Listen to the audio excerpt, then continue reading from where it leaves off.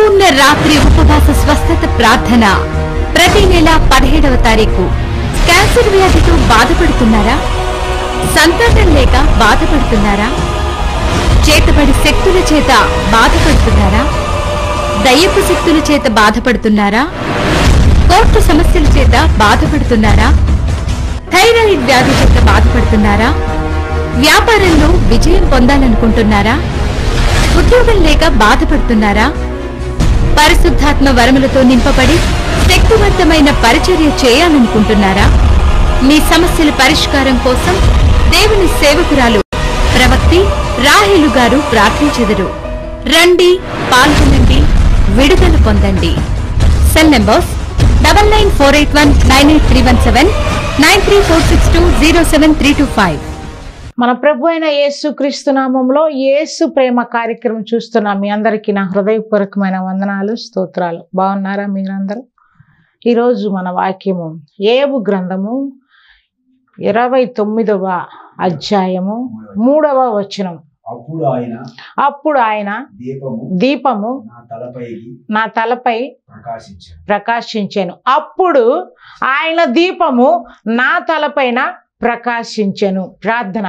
పరిశుద్ధుడా, నీ పాదానికి వందనాలు. ఈ వాక్యంతో బిడ్డలతో మాట్లాడండి, బిడ్డల్లో మీరుండండి నాయన. ఈ ప్రయాస వ్యర్థం పోకుండా అనేకులు నీ రాజ్యానికి చేర్చే కృపను దయచేయమని, ఈ ప్రోగ్రాం అంతట్లో మీరే తోడుగా ఉండమని యేసు నామములు అడుగుచున్నాను తండ్రి.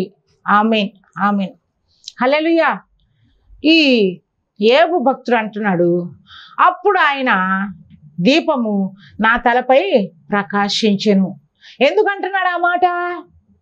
యోబు ఎక్కడికి వెళ్తే అక్కడ అద్భుతాలు జరుగుతున్నాయంట. యోబు గారు వస్తుంటే అందరూ చూసి వంగొంగి నమస్కారాలు పెడుతున్నారంట. యోబు ఏ ప్రాంతానికి వెళ్ళినా ఆయన గౌరవిస్తున్నారంట, ఆయన సన్మానిస్తున్నారంట. ఓసారి యోబు గారు ఒక ప్రాంతం నుంచి ఇంకో ప్రాంతానికి వెళ్తుంటే అక్కడ అందరూ యవనస్తులు అంతా వేటాడుతూ ఉన్నారంట. యోబు గారిని చూసి వేటాడే వాళ్ళు ఎక్కడ వాళ్ళు అక్కడ పారిపోయారంట. ఎందుకో యోబు గారిని చూసి ఇలాగ పారిపోతున్నారంటే అప్పుడు ఆయన దీపము నా తలపై ప్రకాశించెను.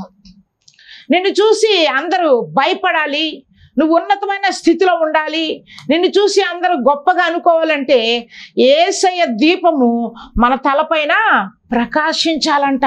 ఆయన యోబు గారు అంటారు, నా మాటల కొరకు గుత్తులు గుత్తులుగా, ఆయన నోటి మాటలు ఎట్లా ఉన్నాయంటండి, గుత్తులు గుత్తులుగా వచ్చినట్లు ఆశపడుతున్నారంట. యోబు గారు మాట్లాడి, యోబు గారు ఎక్కడికన్నా వెళ్తుంటే పెళ్లి చేయాలనుకో, ఎవరికన్నా వెళ్ళి పొద్దున్న వెళ్ళిపోయి, అయ్యగారు మా అమ్మాయి పెళ్లి చేయాలి, ఎప్పుడు చేయమంటారు చెప్పండి, అయ్యగారు మేము ఇల్లు కట్టుకుంటాము, ఎప్పుడు కట్టుకుంటారో చెప్పండి, అయ్యగారు మా అమ్మాయి కాలేజీకి వెళ్తుంది, ఎప్పుడు వెళ్తారో చెప్పండి అని యోబు మాటల కొరకు ఆయన నోటి నుంచి వచ్చే మాటలు గుత్తులు గుత్తులుగా కోసుకుంటున్నారంట ప్రజలు. నీ నోటి మాటలు నెరవేరాలంటే, నీ ప్రార్థనకి జవాబు రావాలంటే, నువ్వు ఉన్నతమైన స్థితిలో ఉండాలంటే, నువ్వు వెళ్ళిన చోట అద్భుతాలు జరగాలంటే ఆయన దీపము నీ పైన ప్రకాశించాలి. అప్పుడు నువ్వు గొప్పవాడు అవుతావు, అప్పుడు నువ్వు గొప్పదాన్ని వెళ్తావు. నేను ఎక్కడికి వెళ్ళా కానీ ఆయన దీపము ఎక్కడ ఉంటుంది? నా తలపైన ప్రకాశిస్తూ ఉంటుంది. అడవులకి వెళ్తూ ఉంటాను, నాకేం భయం ఉండదు. కొండలు ఎక్కుతూ ఉంటాను, నాకేం భయం ఉండదు. రాత్రిలో ట్రావెల్ చేస్తూ ఉంటాను, నాకేం భయం ఉండదు. చెట్లల్లో నడుస్తూ ఉంటాను, అరణ్యంలో నడుస్తూ ఉంటాను, పొలాల్లో కాళ్ళకు చెప్పులు లేకుండా కూడా నడిచిన దినమున్న. ఎందుకంటే నాకు భయం లేదు. ఆయన దీపము ఎక్కడుంది? నా తలపైన ఉంది. నాకు వెలుగు ఆయనే, ఆయన సర్వస్వము, నా సర్వస్వము ఆయన్నే, నేను భయపడ్ను. అందుకనే యోబు గారి పైన ఆయన యొక్క దీపం ఉంది కాబట్టి ఇంటి మొత్తం పిల్లలందరూ చచ్చిపోయినా కానీ భయపడలేదండి. ఒక్క శవాన్ని చూస్తే ఓమ్మో మాయమ్మో ఓ తండ్రో ఏసయ్యో గుండెలు బాదుకొని, అయ్యయ్య చెప్పాకయ్యా చచ్చిపోడని, హార్ట్ అటాక్ వచ్చింది, షుగర్ బేగిపోయి ఎవరైనా చచ్చిపోవడం డామును పడతాను అని అనుకుంటాం. కానీ ఇంటి మొత్తం చచ్చిపోయి 10 మంది ఎక్కువ కంటే శవాలు డెడ్ బాడీ లైన్గా ఉన్నా కానీ యోబు భయపడలేదండి. గల కారణము ఆయన దీపము యోబు పైన ప్రకాశిస్తూ ఉందంట. ఏం దీపము? యేసయ్య అనే దీపము. యేసయ్య అనే దీపము నీ మీద ఉంటే ఏ చీకట్లో సంచరించినా నువ్వు భయపడవు. ఏ శ్రమలు వచ్చినా నువ్వు భయపడవు, ఏ ఇరుకులు వచ్చినా నువ్వు భయపడవు, చీకట్లో నువ్వు కాపురం ఉంటున్నా నువ్వు భయపడవు. ఎందుకు? ఆయన దీపము నీపైన ప్రకాశిస్తూ ఉందంటండి. ఏబు వారి పాదాలు అంటండి, చెయ్యి ఆయన పాదాలు పెద్ద పెద్దగా చాట్లంతా ఉంటాయంటే అండి ఆయన అంత గొప్ప అందగాడంట. ఆయన అంత గొప్ప ఎత్తు మనిషి అంటండి ఆయన. హల్లెలూయా. ఆయన చూసి మనం నేర్చుకోవాల్సిన పాఠాలు ఎన్నెన్నో ఉన్నాయండి. ఉన్నాయా లేవా? ఉన్నాయి. ప్రతి ఒక్క భక్తుల నోట్లలో ఎన్నెన్నో మనకంటే ముందు, అందుకనే భక్తులు సాక్ష్యాలు చెప్పారు మనకు ఉదాహరణగా. వారి మార్గంలో మనం నడవాలని, వారిని మనం వెంబడించాలని ఈ జీవ గ్రంథంలో వారి పేర్లన్నీ కూడా లెక్కించబడి ఉన్నాయి. వాళ్ళని చూసి మనము నడుచుకోవాలి, వాళ్ళని చూసి మనము వెంబడించాలి, వాళ్ళని చూసి మనం పాఠాలు నేర్చుకోవాలి. ఏం అనగానే మనకేం గుర్తొస్తాయండి? శ్రమలు. ఏం గుర్తొస్తాయి? ఏవు అనగానే శ్రమలు గుర్తొస్తూ ఉంటాయి. శ్రమలో, ఆయన నిందల్లో, అవమానాల్లో, ఇరుకుల్లో, ఇబ్బందుల్లో కూడా ఆయన యొక్క దీపం అంట, యేసు ప్రభు వారి యొక్క దీపము, యెహోవా దీపము ఎవరి మీద ప్రకాశిస్తుందంట? ఏబు తలపైన ఉంది. వాళ్ళందరినీ ఏబుని ఇంటర్వ్యూ చేస్తా ఉన్నారు.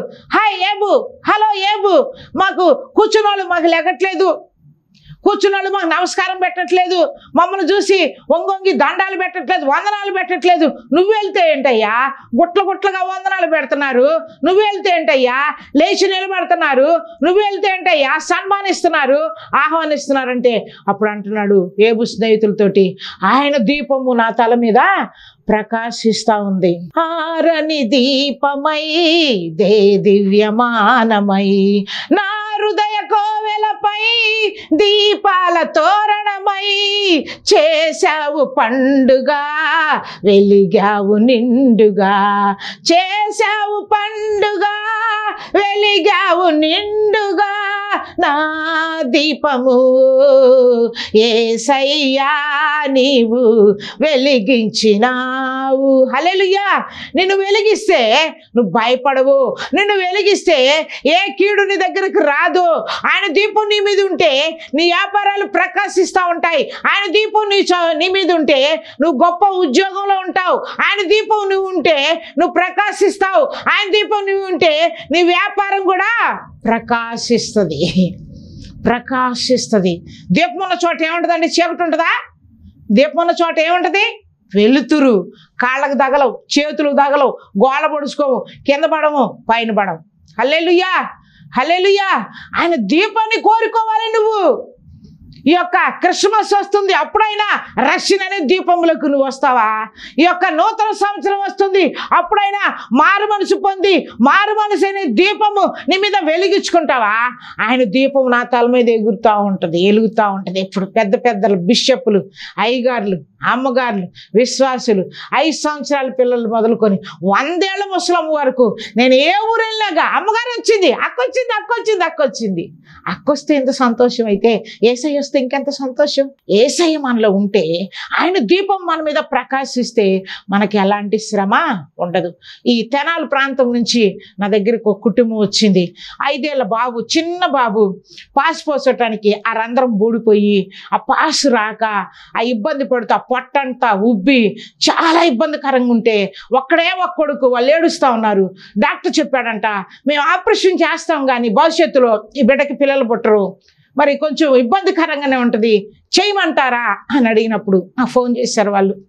అమ్మగారు, మరి డాక్టర్లు ఆపరేషన్ చేయాలంటున్నారు, పాస్ రావట్లేదమ్మా, కొంచెం ఒక్కొక్క బొట్టు వస్తున్నాయి, మరి రేపు మేము జాయిన్ అవుతున్నాం. నేను చెప్పాను, నువ్వు హాస్పిటల్కి వెళ్ళక్కర్లేదు, రోగాలు బాగు చేసే దీపము నా యేసయ్య దగ్గర ఉంది, నిన్ను బాగు చేసే దీపము నా యేసయ్య దగ్గర ఉందని చెప్పి యేసయ్య దీపాన్ని నా తల మీద పెట్టుకొని నేను ప్రార్థన చేశానండి. నిజంగా చెప్తున్నాను, ఆ వ్యాధి నుంచి దేవుడు, అదేదో వ్యాధి పేరు చెప్పారు, ఇర్నియా, అదేదో వ్యాధి నుంచి ఆ బిడ్డని విడిపించాడు. ఆపరేషన్ 20,000 రూపాయలు అడిగారంట, ఆపరేషన్ లేకుండానే దేవుని స్వస్థపరిచారు. ఆ 20,000 రూపాయలు కానుకిచ్చారు. గట్టిగా చెవులు కొడదామా? హల్లెలూయా. స్వస్థ స్వస్థపరచావే వందనాలయ్యా యెహోవా రఫా యెహోవా రఫా స్వస్థపరచావే వందనాలయ్యా స్వస్థపరచావే వందనాలయ్యా పూర్ణ మనసుతో ఆరాధింతున్ పూర్ణ బలముతో హల్లెలూయా. ఏం చేస్తాడంట ఆయన? దీపాన్ని చేత పట్టుకొని ఈ లోకంలో జీవించాలి. దీపం తల మీద వెలుగుతూ ఉండాలి. నువ్వు వెలుతురులోకి వెళ్తున్నా, చీకట్లో వెళ్తున్నా, గాఢంధకారంలోకి వెళ్తున్నా, ఆయన దీపం ఉండాలి. దావీదు మహారాజు మీద ఆయన దీపము ప్రకాశింపచేశాడండి. దావీదు మహారాజు మీద ఆయన దీపం ఉందండి, అందుకని ఆయన రాజు అయ్యాడండి. దావీదు మహారాజు మీ తల మీద దీపం ఉంది కాబట్టి రాత్రంతా ఆయన గొర్రెల కాపరుగా ఉన్నాడు, అరణ్యంలో ఉండాడు, కొండలెక్కాడు, గుట్టలెక్కలేదు, ఇంటికి రాలేదు, ఏకాంత ప్రాంతంలో ఒక్కడే ఉన్నా కానీ ఏ విష వాయువు కూడా ఆయన ముట్టలేదు. గల కారణం ఏంటంటే దావీదు పైన ఉంది దేవుని యొక్క దీపం. గట్టిగట్టిగా చెప్పలు కొడదామా? ఈ దీపం నీ కుటుంబం మీద వెలుగుతుందా? ఈ దీపం నీ ఉద్యోగం మీద వెలుగుతుందా? ఈ దీపం నీ బిడ్డల మీద వెలుగుతుందా? ఈ దీపం నీ ప్రాంతంలో వెలుగుతుందా? ఈ దీపం నీ మందిరంలో వెలుగుతుందా? ఇక్కడ ఏమంటున్నాడు? ఆయన దీపము నా పైన ప్రకాశిస్తా ఉంది. ప్రకాశించాలి. నువ్వు నేను రక్షించబడిన వాళ్ళు ప్రకాశించాలి. ఆ దీపాన్ని పట్టుకొని అందరికీ వెలిగివ్వాలి. నీ ప్రాంతంలో ఎంతో మంది రోగులై ఉంటే నువ్వు చూస్తూ ఉంటావు. నీ ప్రాంతంలో ఎంతో మంది బిడ్డలు లేని వాళ్ళు ఉంటే నువ్వు చూస్తూ ఉంటావు. నీ ప్రాంతంలో ఎంతో మంది చేతగాని రోగుల చేత పీడించబడతా ఉంటే నువ్వు మౌనంగా ఉంటావు. రక్షణ అనే దీపం నీ ఎదుటుంది, కానీ నీ దీపాన్ని వారిని వెలుగులోకి నడిపించాలి. హల్లెలూయా. నడిపిస్తున్నావా? దేవుడు నిన్ను అడుగుతున్నాడు. ఇక్కడ కాదు, చచ్చినాక నీ పని చెబుతాడు దేవుడు. ఇక్కడ ఊరుకున్నాడు అనుకుంటున్నావేమో. నువ్వేం చేసినా నువ్వు ఒక్కదానివే పరలోకానికి వెళ్తావా? నీ బిడ్డలు పరలోక రాజ్యానికి రావద్దా? నీ భర్త పరలోక రాజ్యానికి రావద్దా?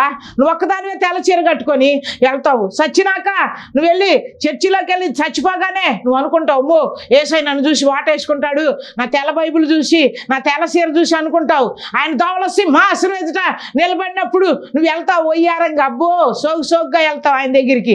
అంటాడు అప్పుడు, ఓహో నువ్వు ఒక్కదాని వచ్చావేంటి? నీ భర్త ఏడి? నీ భర్త ఏంటి అరణ్యంలో ఉన్నాడు? నీ భర్త ఏంటి నరకంలో ఉన్నాడు? ఓహో నువ్వు ఒక్కదాన్ని తెల్ల చీర కట్టుకొని వచ్చావా పరలోకానికి? నీ కూతుర్లు కుమారులు ఏంటి?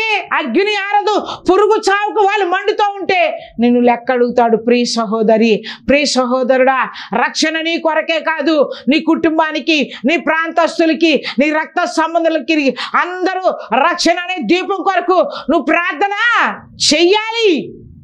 చేస్తున్నావా? పరలోకానికి నువ్వు ఒక్కదాన్నే వెళ్ళాలనుకుంటున్నావా? ఆ పప్పులేం ఉడకవండి. నిన్ను లెక్క అడుగుతాడు నా దేవుడు. నిన్ను లెక్క అడుగుతాడు నా దేవుడు. ఇక్కడ ఆల్ నైట్ ప్రేయర్ బ్లడ్ బ్యాంకులో జరుగుతున్నప్పుడు ఒక సంజయ్ అనే సహోదరు వచ్చింది గిరిపురం నుంచి. 20 సంవత్సరాల నుంచి సంతానం లేరు. వాళ్ళ అత్త అంటా ఉంటుంది, నీకు వేరే పెళ్లి చేస్తాను, నీకు బిడ్డలు పుట్టట్లేదు, నాకు ఒక్కడే ఒక కొడుకు, వారసత్వం కావాలంటుంది. టీవీ ప్రోగ్రాం చూసి ఆల్ నైట్ ప్రేయర్కి వచ్చి కూర్చుంది. ఆ టీవీ ప్రోగ్రాంలో చూసి వచ్చి కూర్చున్నప్పుడు ఆల్ నైట్ ప్రేయర్లో నేను ఆమెను పేరు పెట్టి పిలిచాను, సంజ నీకు నా దేవుడు 2 బిడ్డలు ఇస్తున్నారు అనగానే లేచి నిలబడి కన్నీరు గార్చి ఏడుస్తూ ఉంది. అమ్మగారండి నాకు పిల్లలు లేరని మా అత్తగారు వేరే పెళ్లి చేయాలని చూస్తుంది. వై ఎందుకు లేరు నీ పిల్లలు అంటే ఆమె చెప్తా ఉంది, నా గర్భసంచిలో గర్భ ట్యూబులు 2 ఉన్నాయి అమ్మగారు. ఎన్ని ఉన్నాయంట? 1 ట్యూబ్ ఉండాలంట. 1 ట్యూబ్ ఉండాలి, కానీ ఈ అమ్మాయికి 2 ట్యూబులు ఉన్నాయంట. ఆ 2 ట్యూబులు ఉన్నాయని 1 ట్యూబ్ తీసి ఆపరేషన్ చేసి ఆ 1 ట్యూబ్ ఉన్నప్పుడు ఆ 2వ ట్యూబ్ కూడా అది ప్యాచర్ అయ్యి ఇంకా ఆ అమ్మాయి ఇబ్బంది పడతా ఉందంట పిల్లలు లేక. నేను చెప్పాను, నా దేవుడు నీకు 2 పిల్లలు ఇస్తారు. నేను ఎందుకు నువ్వు చీకట్లో ఉన్నావు, యేసయ్య అనే దీపం లేక నీ చీకట్లో ఉన్నావు. యేసయ్య దీపాన్ని నా తల మీద పెట్టుకొని నేను ప్రార్థన చేస్తున్నాను. ఖచ్చితంగా నీ కుటుంబం వెలిగించబడుతుంది. నీ కడుపులో యేసయ్య దీపం ఉంటుంది, నీ తల మీద యేసయ్య దీపం ఉంటుంది, నీ బిడ్డల్లో యేసయ్య దీపం ఉంటుంది అని ప్రార్థన చేశానండి. చక్కటి బిడ్డలు 2 పుట్టారు. గట్టిగా చప్పలు కొడదామా? హల్లెలూయా. నువ్వు అడగటమే ఆలస్యం అంట. ఏంటి అడగటమే ఆలస్యం. యేసయ్యని హృదయపూర్వకంగా అడగాలంట, హృదయంలోనికి చేర్చుకొని అడగాలంట. అన్నిటికీ తలుపులు ఇళ్ళకి ఎక్కడ ఉంటాయండి? అన్ని తలుపులకి, బిల్డింగులకి, పూరి గుడిసెలు కూడా తలుపు ఎక్కడ ఉంటుంది? బయట ఉంటుంది గడి. కానీ హృదయం అనే దానికి లోపల ఉంటుందండి గడి. ఎక్కడ ఉంటుంది? లోపల ఉంటుంది గడి. అప్పుడు ఈ లోపలికి ఎవరైనా రావాలంటే బయట నుంచి ఏం చేయాలి? తలుపు కొట్టాలి. హలో ఎవరి ఇంట్లో అంటే తలుపు తీస్తాం మనం. అంతేగాని బయట తలుపు తీసినట్టు హృదయం తలుపు ఉండదండి. నీ ఇష్ట ప్రకారంగానే నీ హృదయంలోకి మంచి రావాలన్నా, చెడు రావాలన్నా నువ్వు అంగీకరిస్తేనే, నువ్వు గడి తీస్తేనే లోపలికి వస్తాడు. యేసయ్య కూడా పర్మిషన్ లేదు. నువ్వు తలుపు తీస్తేనే ఆయన వస్తాడు. అందుకని ఆయన అంటాడు, హృదయం వాకిట నిలిచి నా తలుపు నేను తట్టుతున్నాను, రాత్రంతా బయట నిలబడి ఉన్నాను. యేసయ్యగా తలుపు తీసిన వాడు లోపల గడిపెట్టిన రావచ్చుగా? రాడండి. ఒక పాపం రావాలన్నా, ఒక చీకటి రావాలన్నా, ఒక దీపం రావాలన్నా, నువ్వు ప్రకాశించబడాలన్నా కానీ నువ్వు ఇష్టపడి నీ హృదయం అనే తలుపు తీస్తేనే ఎవరైనా లోపలికి వస్తారు. హల్లెలూయా. తీస్తున్నావా తలుపు? పైకి తెల్ల బట్టలు వేసుకొని వస్తున్నావు, పైకి భక్తుల్లాగా ఉంటున్నావు, పైకి భక్తురాల్లాగా ఉంటున్నావు. నీ ఇంట్లో, నీ ఒంట్లో, నీ హృదయంలో ఎన్నో కార్యాలు, నీ హృదయంలో ఎన్నో మోసపు మాటలు, నీ హృదయంలో ఎన్నో అబద్ధాలు, నీ హృదయంలో లోకము కొరకు పరిగెత్తే ఆశలు. నా ప్రియ సహోదరి, ప్రియా సహోదరుడు, అలా కాదు. కానీ నూతన సంవత్సరంలో మనం అడుగు పెట్టబోతున్నాము. నూతన సంవత్సరానికి తీసుకొస్తున్నాడు దేవుడు. ఈ ఇన్ని సంవత్సరాలలో ఎన్నో భయంకరమైన వ్యాధులు అవన్నీ తప్పించగల కారణం ఏంటంటే, ఏబుకి మరణకరమైన జబ్బులు వచ్చినా కానీ చనిపోలేదంటే దాని కారణం ఏంటంటే ఆయన దీపము తల మీద ప్రకాశిస్తూ ఉందంట. ఎవరి దీపము? యేసయ్య దీపము. యేసయ్య దీపము తలపైన ప్రకాశిస్తూ ఉంది. దీనుల్ని పెంటకుప్ప నుంచి లేపే దీపము, దీన దరిద్రుల ప్రార్థన ఆలకించే దీపము వెలుగుతా ఉంది. నీ మీద వెలుగుతుంది ఆయన దీపము. నీ మీద ఉంటుంది ఆయన దీపము. నీ మీద, నీ కుటుంబంలో ఉందా? నీ ప్రాకారంలో ఉందా? నువ్వు గుడి మీద చెయ్యేసుకొని ఆయన దీపం నా మీద ఉందని నువ్వు చెప్పగలవా? చెప్పలేవు. హల్లెలూయా. కుమ్మరించి, హృదయాన్ని తెరవాలి. ఫస్ట్ ఆయన బయట నించొని ఉన్నాడు, ఆయన లోపలికి వస్తే ఆశీర్వాదాలే. ఆయన ఎక్కడున్నాడు? బయట నించొని ఉన్నాడు. ఒక రాజుగారు అన్నారంట, ఆయన పుట్టినరోజు రోజు పిలిచి, అరే ఈ ప్రపంచానికి అంతా దండోరేయండి, రేపు నా పుట్టినరోజు వచ్చిన వాళ్ళందరికీ బహుమానాలు ఇస్తారని చెప్తే అందరు వచ్చారంట. ఊరు వాడ మొత్తం వచ్చినప్పుడు అందరు కోరుకుంటున్నారంట రాజుగారి దగ్గరికి వచ్చి, నాకు బిల్డింగ్ కావాలి, నాకు విమానం కావాలి, నాకు బంగారం కావాలి. లాస్ట్లో ఒకడు వచ్చాడంట, పేదోడు వచ్చి, అరే నీకేం కావాలంటే నాకు రాజుగారు కావాలన్నాడంట. హల్లెలూయా. వీళ్ళందరంటే ఓరి పిచ్చోడా, నువ్వెంత దరిద్రుడు కదరా, వెండి కోరుకోపోయావా, బంగారం కోరుకోపోయావా అని అంటే ఆయన అన్నాడంట, యేసయ్య నాకు కావాలా, ఆ రాజే నాకు కావాలనంట. ఆ రాజు ఆశ్చర్యపోయాడంట, అరే అంత తిక్కలోడరా పాపం, అరే నన్నే కావాలనుకుంటున్నావు కదా, ఏం చేద్దాం అని అంటే, ఏంటంటే నువ్వు మా ఇంటికి భోజనానికి రావాలన్నాడంట రాజుని. చూసారా ఎంత జ్ఞానం ఉంది. అందుకనే దేవుళ్ళు ఎదుగు మనం జ్ఞానం కలిగి, బుద్ధి కలిగి, తెలివి కలిగి, వివేకం కలిగి జీవించాలి. ఇంకా సాయంత్రం అయిన తర్వాత, అరే పదరా వస్తాను మీ ఇంటికి, ఏంట్రా నీ కోరిక ఏంటి? ఏం లేదయ్యా, నువ్వు నా ఇంటికి వచ్చి నేను నీకు వండి పెడతాను, తినిపోవాలని అన్నాడంట. అరే పదరా వెళ్దామంటే అబ్బా మంత్రి చెప్పాడంట, అయ్యి బాబోయ్ వాడింటికి దారే లేదయ్యా అన్నాడంట. రాజుగారు అన్నట్టు, అరే దారి లేని దారిలో నేను వెళ్ళని నడిచేస్తాను, ఏంట్రా వాడింటికి దారి అన్నాడంట. హల్లెలూయా. అన్నాక మళ్ళీ అన్నాడంట, అయ్యా నువ్వు వెళ్ళి కూర్చోలేవయ్యా, సూర్యులయ్యా వాడిది, వంగలేవు రాజుగారు, నీ నడువు నొప్పి వచ్చింది అంటే, అదెంత పండ్రా, దాని 2 అంతస్తుల బిల్డింగ్ అయ్యిండ్రా, నేను భోజనానికి వస్తాను అన్నాడంట. హల్లెలూయా. ఆ రోడ్డు వేసి ఆ బిల్డింగ్ కట్టినాక, అయ్యా వాడికి వండుకోవటానికి కూడా సరిగా కంచాలు చెంబులు ఏమి లేవు అంటే రాజు అన్నాడంట, అరే వాడి వంట పాత్రలన్నీ బంగారం పాత్రలు ఇవ్వాలన్నాడంట. హల్లెలూయా. చూసావా, యేసయ్య అనే రాజు నువ్వు కోరుకుంటున్నావా? రారాజు సన్నిధికి నువ్వు వస్తున్నావా? రారాజు చేయి పట్టుకుంటున్నావా? రారాజు దీపము నీ మీద ఎలగాలని ఆశపడుతున్నావా? ఇక్కడ ఏబుకి అనేక జబ్బులు, కుటుంబం అంతా నాశనం అయిపోయింది, పంట అంతా నాశనం అయిపోయింది. చేనులో నా పైరు చేతికి రాకున్నా, ఫలములన్నీ రాలిపోయినా, సిరి సంపదలన్నీ దూరమైపోయినా, నేను చెల్లించనులే నిశ్చలమైన రాజ్యము కొరకు ఎల్లవేళలా నిన్నే ఆరాధింతును. నా గీతారాధనలో యేసయ్యా నీ కృప ఆధారమే. చూసామండి, ఆ రోజు ఆ పేదవాడు కోరిన కోరిక, యేసయ్యని ఇంటికి రమ్మన్న కోరిక వాళ్ళందరికీ ఎగతానంగా ఉంది. వాళ్ళు ఇచ్చోపొచ్చో ₹1,000 ఎండో బంగారం ఇస్తే తీసుకొని పోయాడు. రాజుని ఇంటికి తెచ్చుకున్నాడు కాబట్టి ఆ ఊరికి రోడ్డు వేయబడింది. రాజుని ఇంటికి తెచ్చుకున్నాడు కాబట్టి గుడిసె తీసేసి బిల్డింగ్ వేయబడి రాజుని ఇంటికి తెచ్చుకున్నాడు కాబట్టి ఇంటి నిండా వెండి పాత్రలు రాగలిగినాయండి. హల్లెలూయా. ఆయన ఎండి బంగారాల కంటే రత్న రాశుల కంటే కోరదగిన దేవుడు అంటండి. ఆయన గొప్ప దేవుడు అండి, మహత్కార్యములు చేసే దేవుడు అండి, అద్భుత కార్యాలు చేసే దేవుడు అండి. ఇక్కడ అబ్రహాం అడుగుతున్నాడు, అయ్యా నన్ను ఐశ్వర్యవంతుడు చేసావు కానీ అయ్యో నాకు సంతానం లేదే, అయ్యో నాకు బిడ్డలు లేరే, అయ్యో నీ దీపం ఎందుకు శారా గర్భంలో వెలగట్లేదు అని మొరపెడుతున్నాడు అంటండి. వాపోతున్నాడు అంటండి, విచారణ చేస్తున్నాడు అంటండి, అంగలారుస్తున్నాడు అంటాడండి. ఎప్పుడైతే ఆకాశం వైపు మరి అబ్రహాము చూసి ప్రార్థన చేశాడో యేసయ్య దీపము ఎమ్మట వచ్చేసింది. ఎక్కడికి? శారా దగ్గరకు వచ్చేసింది. ఆమె వెలిగించబడింది. ఇసాకు కనిందండి. ఇసాక్కి అబ్రహాము ఎంత ఆస్తి ఇచ్చాడో తెలుసా? 2 కోట్లు ఇచ్చాడండి. ఎంత? 2 కోట్లు ఇచ్చాడు. చూసావా? ఆయన నమ్ముకుంటే అబ్రహాము అదే రోజు రాకుండా ఉంటే ఆ తన ఆశతోనే ఉండిపోయేవాడు. ఆయన యొక్క పేరు ఈ పరిశుద్ధ గ్రంథంలో ఎక్కుండేది కాదండి. ఆ రాజును కోరుకున్నాడు అబ్రహాం కూడా. ఈ పిచ్చివాడు ఈ పేదవాడు కోరుకున్నట్టే అబ్రహాం కూడా రాజు మాట విని వచ్చాడు, రాజును వెంబడించాడు.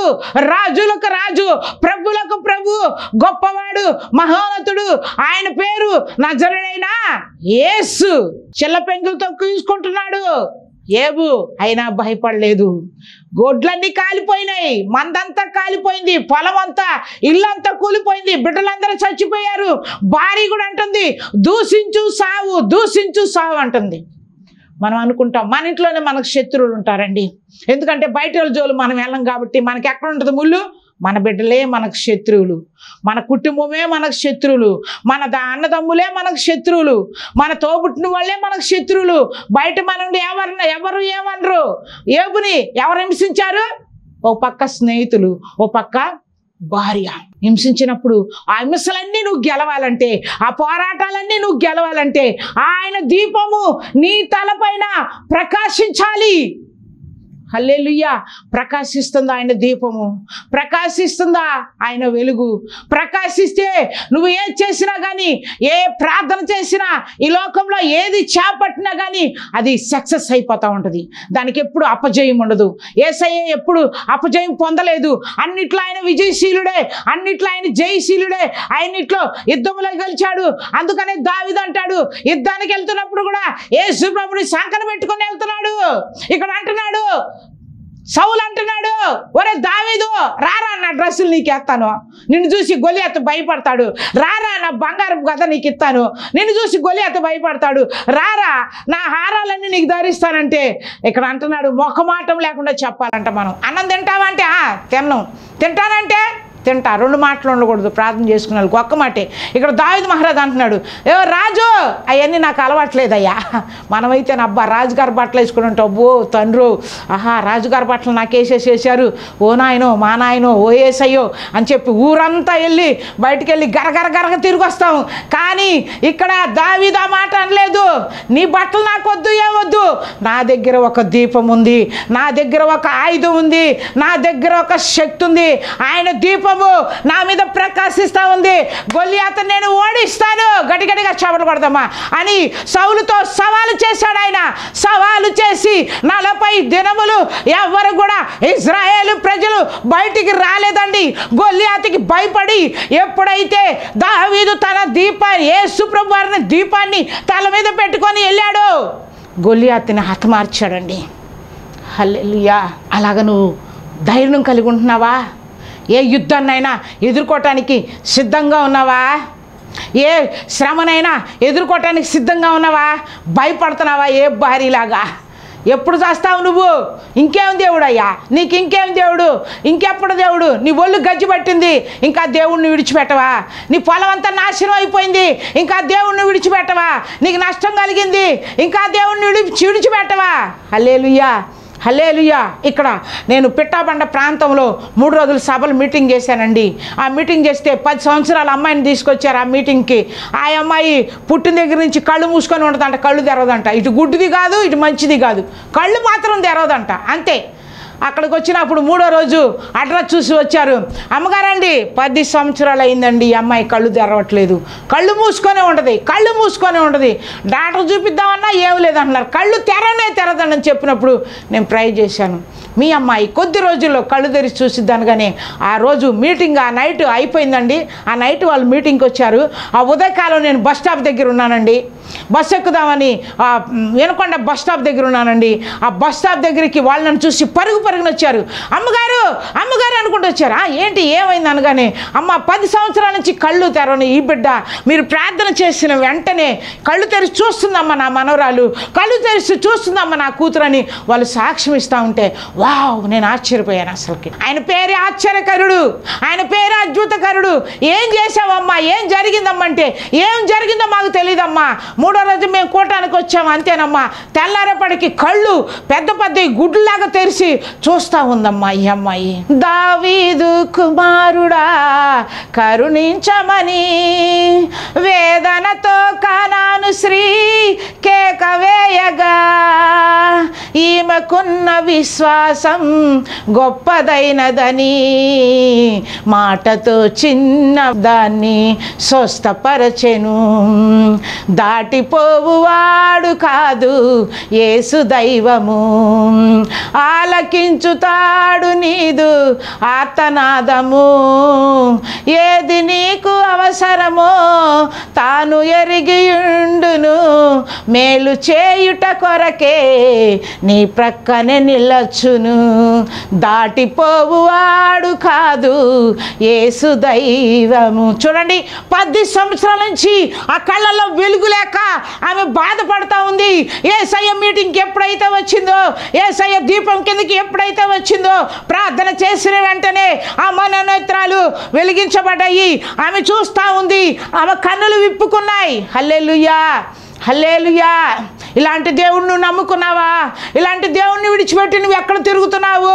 ఇలాంటి దేవుణ్ణి విడిచిపెట్టి ఎక్కడ చూస్తున్నావు? నువ్వు ఎక్కడ ఆరాధిస్తున్నావు? రక్షణ లేక ఆయన దీపం నీ ఇంట్లోకి రాలేదు, ఆయన దీపం లేదు నీ వ్యాపారాల్లో నష్టము, ఆయన దీపం లేదు నీ ఉద్యోగాల్లో నష్టము, ఆయన దీపం లేదు నీ ఒళ్ళంతా ఏంటి? రోగాలే. ఇక్కడ ఏ మహారాజు అంటున్నాడు, ఏమంటున్నాడు?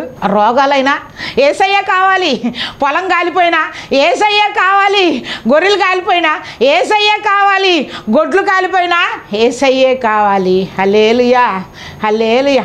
ఒంటి నిండా రోగాలైనా, ఇంటి నిండా బాధలైనా నీవే కావాలి యేసయ్యా, నా రాజుల రాజా నీవే కావాలి యేసయ్యా. ఒంటి నిండా రోగాలైనా, ఇంటి నిండా శ్రమలైనా నీవే కావాలి యేసయ్యా, నా రాజుల రాజా నీవే కావాలి యేసయ్యా. శ్రమలో కూడా యోబు మహారాజు దేవుణ్ణి అంటున్నాడు, నాకు రోగాలైనా నువ్వే కావాలయ్యా, నా ఒళ్ళంతా గజ్జి పెట్టినా నువ్వే కావాలయ్యా, నా భార్య దూషించినా నువ్వే కావాలయ్యా, నా ఫ్రెండ్స్ అంతలు ఎగతాళి చేసినా నువ్వే కావాలయ్యా. ఎందుకంటే నువ్వు రాజువి, నీ దీపము నాలో ఉంటే నా భార్య ఏం చేయలేదు, నీ దీపము నాలో ఉంటే నా పొలం ఎండిపోయినా మళ్ళా పండిద్ది, నీ దీపము నాలో ఉంటే నా భార్య ఏం చేయలేదు, నీ దీపము నాలో ఉంటే మరలా నాకు బిడ్డలు పుడతారు అని గ్రహించి అంటున్నాడు, నువ్వే కావాలి యేసయ్యా, నువ్వే కావాలి యేసయ్యా. ఆ మనసు నీకుందా? దేవుణ్ణి కోరుకుంటున్నావా నువ్వు? ఆ హృదయం నీకుందా? ఆ తలంపు నీకుందా? ఈ కొత్త సంవత్సరంలో ఆయన దగ్గరికి వస్తావా? ఆయన పాదాలు పట్టుకుంటావా? ఆయన దీపం నీకు కావాలా? ఆయన దీపాన్ని నువ్వు ఇంట్లో చేర్చుకుంటావా? ఆయన దీపం నీ తల మీద పెట్టుకుంటావా?